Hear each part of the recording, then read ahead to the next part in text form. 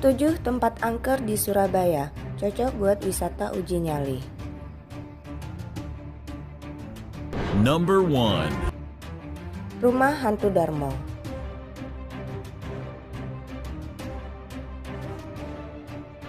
Rumah Hantu Darmo adalah rumah angker yang sangat legendaris di Surabaya. Rumah kosong yang dulunya mewah ini konon dihuni banyak makhluk astral. Rumah Hantu Darmo atau lebih akrab disebut RHD ini terletak di Jalan Puncak Permai 2 nomor 26 Sukomanunggal, Surabaya.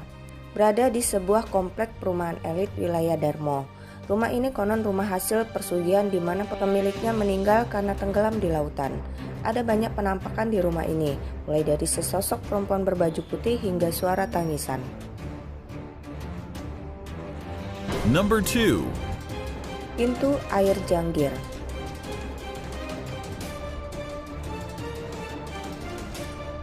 Pintu air Janggir ternyata kental dengan nuansa mistis. Mereka mengatakan ada buaya putih di sana dan sering meminta tumbal. Maka tidak heran jika banyak korban yang meninggal di sana. Bangunan yang dibangun pada tahun 1912 ini memang cukup angker. Number 3. Suster Gepeng.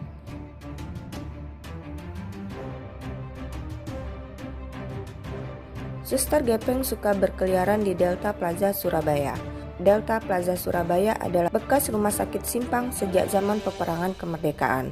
Konon ada kisah seram yang senantiasa mengiringi megahnya pusat perbelanjaan ini.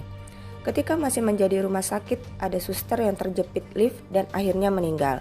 Nah, hantu si Suster Gepeng karena terjepit inilah yang selama ini jadi mitos yang membayangi Delta Plaza ini. Number 4. Jembatan Merah Surabaya.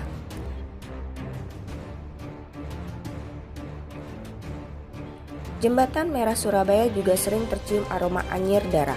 Penampakan jembatan merah di siang hari sangat terlihat aman. Jembatan merah di Surabaya mempunyai kisah sejarah yang cukup panjang. Di jembatan inilah dulu Brigjen AWS Malabi tewas tertembak pejuang kemerdekaan. Tapi bukan itu kisah misterinya. Ketika pada malam hari, terkadang tercium bau anyir darah yang bikin bergidik ngeri. Number 5. Kampus Unair.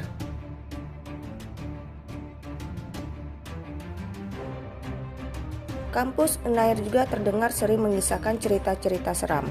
Konon ada pocong di kampus ini. Di Fakultas Kedokteran ada berbagai kisah seram. Ruangan paduan suara adalah ruangan yang cukup angker, apalagi saat malam hari. Konon ruangan paduan suara dihuni oleh hantu pocong. Beberapa mahasiswa bahkan sering melihat sesosok bayangan putih seperti pocong bergentayangan di ruangan paduan suara.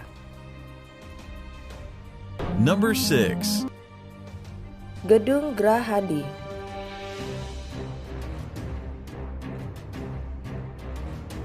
Gedung Grahadi yang jadi rumah dinas Gubernur Jawa Timur ini adalah peninggalan Belanda dan ada makhluk bergentayangan di sana. Gedung Grahadi adalah bangunan peninggalan Belanda yang dulunya jadi tempat peristirahatan para pejabat di Belanda. Mitosnya sih ada sesosok makhluk yang berjalan-jalan di lorong saat malam hari. Wajar sih, namanya bangunan lama. Dibangunnya saja sejak tahun 1795. Bangunan lama seperti ini biasanya memang dihuni banyak makhluk astral. Number 7. Penjara Kalisosok.